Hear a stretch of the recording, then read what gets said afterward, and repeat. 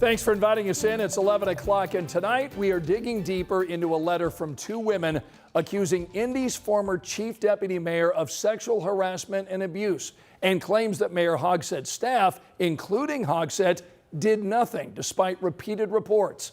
Our Emily Longnecker looks into multiple calls for an investigation and changes, not just from the women, but also city councilors on both sides of the aisle. Well, at least one city-county councilor, Democratic Jesse Brown, is calling on Mayor Joe Hogsett to resign. Other councilors not taking that off the table, but first they say they want to establish a bipartisan investigative committee to look into allegations brought by these two women who are now calling on the city to make changes to protect others from future incidents of sexual harassment. In a letter obtained by 13 News written by those two women, Lauren Roberts and Carolyn Ellert say they were sexually harassed and abused by former chief deputy mayor and former chief of staff Thomas Cook while they worked for Mayor Hogsett's administration and campaigns.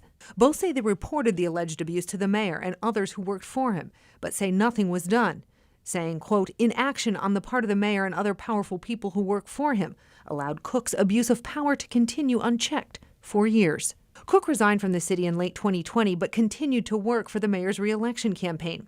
13 News asked Mayor Hogsett about how the city handled the allegations brought against Cook. Every time a complaint was made, it was turned over to my legal team. It was fully investigated. Sanctions were leveled, and he no longer works for me. Both Roberts and Ellert are calling on the city to reform its sexual harassment policies, demanding a third party do an independent audit.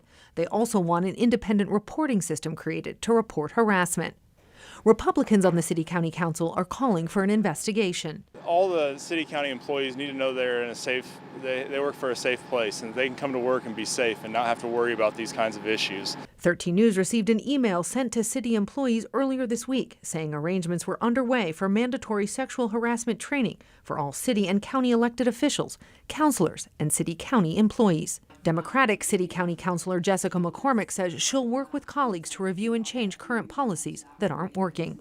This is the very behavior that women in the workplace fear, and it's time for that fear to end. City-County Council President Bob Oseley released a statement Thursday night, first addressing Roberts and Ellert, saying in part, quote, "You are believed, you have been heard, and you are not alone in seeking change." Also in his statement, Oseley went on to say that the women who sit on the City-County Council will be guiding what actions the council now takes. In downtown Indianapolis, Emily Longnecker, 13 News.